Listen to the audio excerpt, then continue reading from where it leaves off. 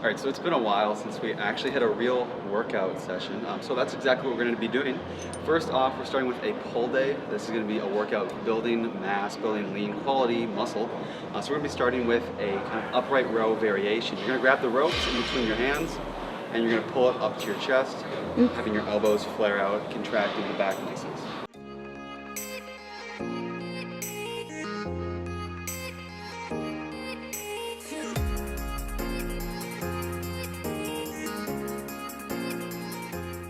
So now we're working up to heavy weight that we can do only for about 4 reps. So this is going to be hard.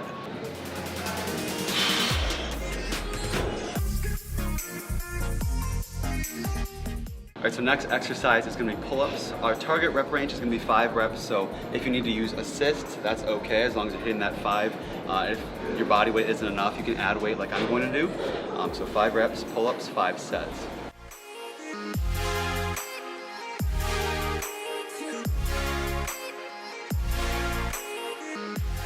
Okay, so the first 3 sets, we did 72.5 pounds weighted additional, and then for the last 2 sets, I'm just going to do my body weight because I'm toast, but I'm going to be increasing the reps, which is perfectly fine. Next is going to be supersetted, a face pull exercise with some seated machine rows, double back, double superset.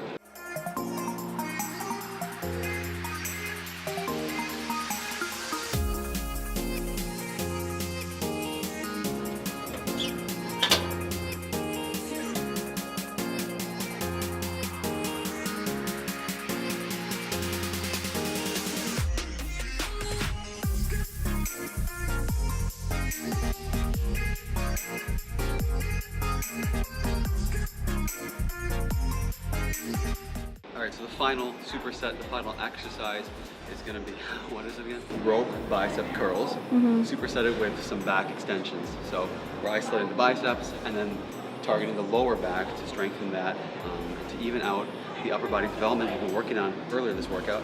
So we're going to finish up with that. We're going to do 3 sets each, and then we're going to go talk more about the topic of this video.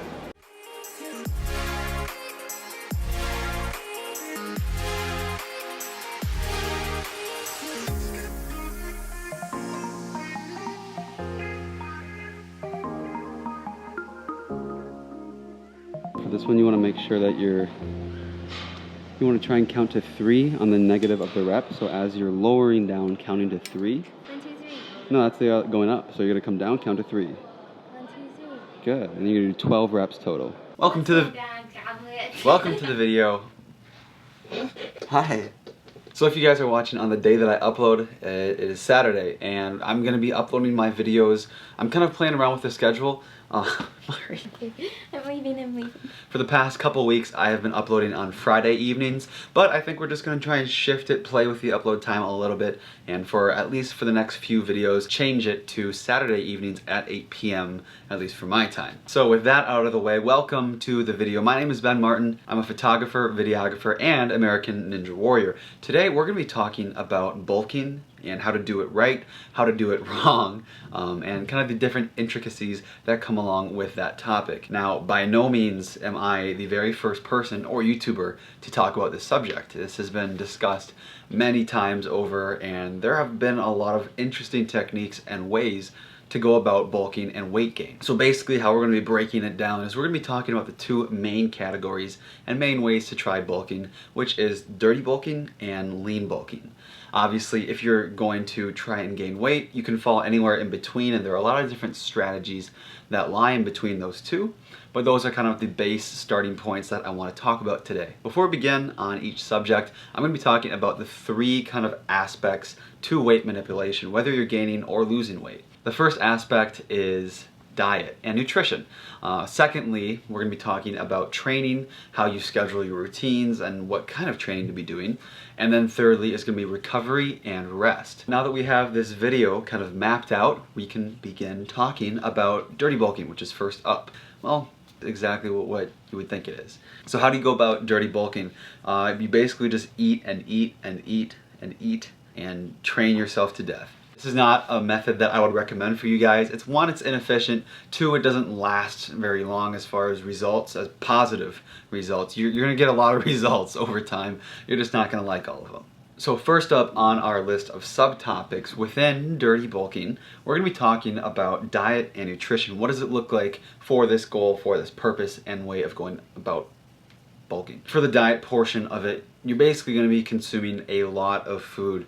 And so when you're in a caloric surplus, what that means is you're just eating more calories than your body naturally burns within a day. There are a lot of variables, but that's pretty easy to do generally. And with dirty bulkers, they tend to take it to an extreme. What I've commonly heard and noticed from that style of bulking is if you are hungry throughout the day, you're not eating enough. So basically eating to the point where you're not ever hungry during the day, which I think is just a not effective way to eat and manage your diet or your nutrition.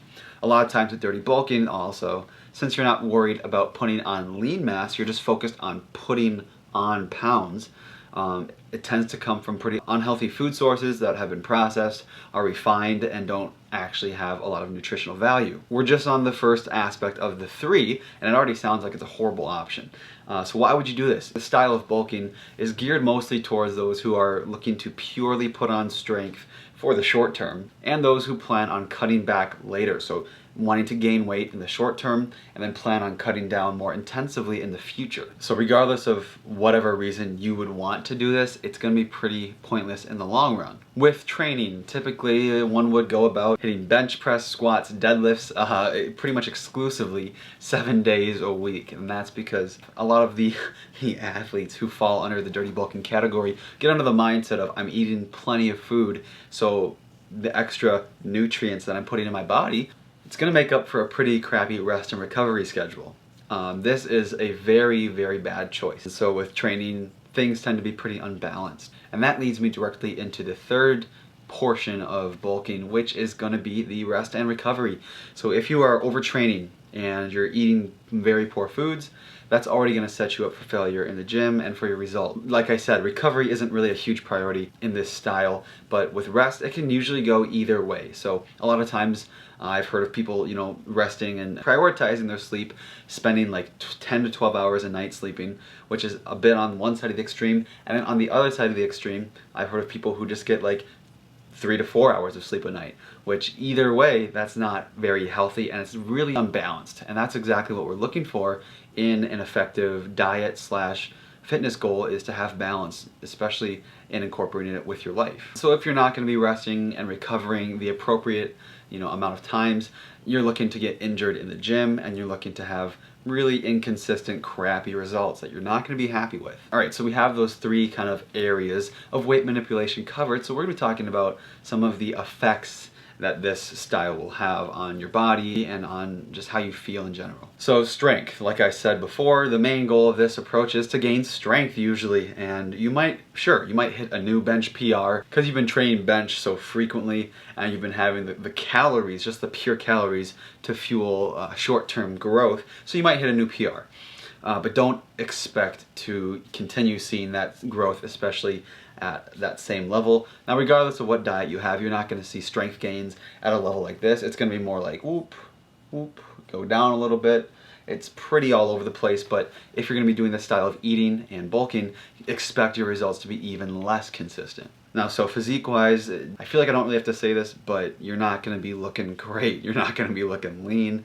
You're not going to be looking big. You're just going to be looking fat. Before I even started my fitness endeavor, this was kind of a style of eating that I was going under, and I didn't really even know I was doing it. One of the effects that I noticed for me is my skin was horrible. My acne was just all over the place, and I had, it looked horrible. My face looked like a connect the dots. So I'm not going to say that for everybody, this is how it's going to be for you. But especially genetically, if you're more acne inclined, eating in this manner is going to worsen it 1,000-fold. So all in all, please don't do dirty bulking unless you really don't care about yourself and your health and your family, because they're gonna have to pay for your health insurance, all those complications. So don't be selfish. Bulk the sustainable way, which moves me on to my next topic of lean bulking. So this is ideal. This tends to work for most people, and this is the way you should go if you are looking to put on some lean mass in the next few months to years. Now, some people have disputed whether or not bulking and cutting is necessary, running cycles kind of like that. And I think if you do it long term, if you're not doing it like 2 months on, 2 months cutting, then it can be certainly effective. And so this is kind of what I have been doing for the past 2.5 years. I have been mostly in a lean bulking phase, having a slight caloric surplus and training, pushing heavier weights. Now recently I've been starting to cut down, and I've been losing a lot of the fat that I have developed over the past couple of years, which hasn't been a ton, fortunately, because of how I structure my bulking diet and routine. And so we're going to talk about starting with diet and nutrition. So for lean bulking, diet is a pretty big aspect, although not as big as it is in cutting, but it's still going to play a major role. I would say roughly 60% of this journey is going to be focused on diet. The other 40 to 50%, whatever, is going to be focused more on the training side. So as far as what's going to help you grow and what's going to push that lean gain of mass is going to be having a very slight caloric surplus. How do you figure out a caloric surplus? That is a good question. One way that I did it is I went to a biokinetics lab, had some testings done, and they were able to calculate my resting metabolic rate. For me, it was about 1,900 calories a day that I'm burning without any activity, just resting, as it says in the name. But if you guys don't have this tool available to you, or if there's this resource, I know it can be expensive and hard to find a place that will do this for you. There are some online resources you can turn to, however, they're not very reliable. So take it with a grain of salt. It's a good starting point to go off of. It's not a waste of time doing those online calculators. So basically how they're set up online is you go to the website, like you type in like BMR, whatever, BMR based metabolic rate, calculator.com. You type in kind of your info, your height, your weight, your age. So using those online resources as kind of a baseline starting point, that's a perfect place to start. And I would definitely recommend doing that if you don't have access to the lab. Once you have that number, basically all you want to do is introduce a slight caloric surplus by maybe 200 to 300 calories. So adding, for me, 1,900 plus 200 to 300 would be around 2,100 to 2,200 calories a day. And so using MyFitnessPal or an app similar to that, you want to track all of the calories you're eating. By tracking calories, you know what you're putting in your body, and then by 2, tracking your weight on a pretty consistent basis, maybe every 2 to 3 days, then you can know how your calories and how your diet structure is affecting your actual results. And so I recommend for the first like 2 weeks, trying a diet strategy based off of that calculator, adding 200 to 300 calories, and seeing how much weight you gain or what weight changes you're seeing. If you start to notice that you're gaining around 1 pound per week, that's perfect, and keep trying that, keep sticking with that. If your body is more leaning towards gaining like 2 to 3 pounds a week, then I would definitely recommend cutting back the calories. And if you're not getting enough, if you're getting under a pound or under like, I'd say 0.7 pounds a week, I would definitely recommend bumping up the calories maybe by 100 or even 200, depending on what the deficiencies are. Same thing going for the other way. If you're gaining too much weight, adjust it by 100 or 200. So this approach is more long-term. It takes longer, it requires more patience, and one of the downsides of lean bulking is that it takes longer. And even if, like, for me, I had the resources available to me to figure out my base metabolic rate. And so that was kind of a shortcut already done for me. Even having that available to me, even knowing what my BMR was, it still took a long time. And so having to go through the process of figuring out what you should be eating or how much you should be eating, that's just another layer of complexity that takes longer and requires more patience. So that's one of the downsides of it. But just know that this is probably the best way to go about lean bulking, and I would definitely say that it is worth it in the long run. All right, so now that we've established kind of how much you need to eat in your diet, we're going to talk about the nutrition side of things. So although dirty bulking is on one complete extreme side of the spectrum, lean bulking isn't on the other extreme. It's more so in between, because you definitely want to include clean foods in your diet and have the majority of what you're putting in your body being from lean natural sources, such as having lean proteins like fish, grilled chicken, lean beef, turkey, eggs, salmon, and then including complex carbohydrates like sweet potatoes, whole grains. With your fats, you want to keep it pretty simple. Keep it to oils, not like car oil, but like olive oil or vegetable oil. So those are the foods that you generally want to base your diet off of. And once you have kind of that general structure, you can allow for some discrepancies in your diet. So allowing for kind of the foods that you generally would crave, like cake, ice cream, and it's not going to hurt you that much as long as you're still eating most of the time healthy. So that's one of the benefits of this, is there still is room to enjoy life, to enjoy your food, because yes, you're going to be going out with friends, you're going to be doing certain events, and you want to eat actual food. You don't want to eat like cardboard tasting foods, like kind of the meal prep stuff you do, and that's okay. You can deviate from it a little bit. Moving on to the training aspect of lean bulking, it's more balanced, and everything in lean bulking is just way more balanced than it is in the dirty bulking. So with training, that's no exception. You're going to be focusing on a pretty structured, solid strength training routine. So for whether that be like a push-pull leg split, today's pull workout we did as part of a push-pull leg. Other forms of workouts are perfectly fine too, like full body splits have been gaining popularity, and science has been proving their efficiency as well. You can do upper lowers. There are a lot of options, and we'll do more in-depth videos about workouts in the future. So training wise, there are tons of options, a lot of doors you can go through, but also be sure not to neglect kind of the cardiovascular and overall fitness side of training. Although you are trying to gain weight and trying to gain lean mass and muscle, it is a myth that doing cardio will zap away your muscle and eat it away, because that just isn't how it is. Like, I do cardio and I'm looking pretty good, you know what I'm saying?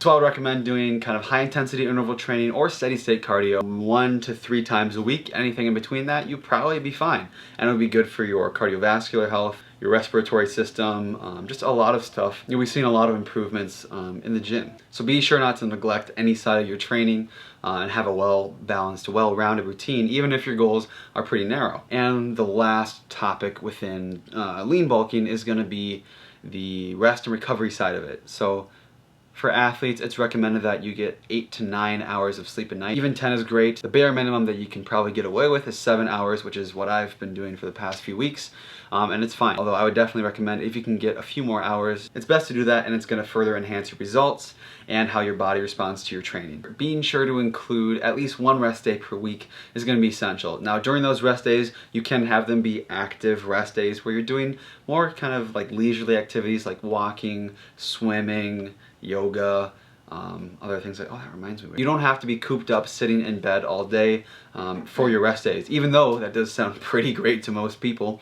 Some people are just addicted to the active lifestyle, so that can be a huge reason not to include rest days, but don't worry, you can still rest and be active. I hope that if you guys decide you want to bulk, and I hope that you choose this avenue of bulking, this style, because it's much more, it's healthier for you, it will produce more long-term results, it will give you more long-term strength, a better physique overall, and it will make sure that you're setting yourself up for success athletically. If you guys have any more questions on the topic, feel free to comment in the section below. And if there are any future fitness videos or camera/videography videos you want to see in the future, also feel free to throw those down in the comment section. I hope this video helped you guys and gave you some more ideas and tools that you guys can use in your bulking, especially with the holiday season being around now. It's the perfect time to bulk. So thank you guys so much for watching. Please give this video a like and share it with your friends or with anyone who might find this information useful. We're going to be seeing you on the next Saturday. Thanks for watching, guys. I appreciate it. Peace out.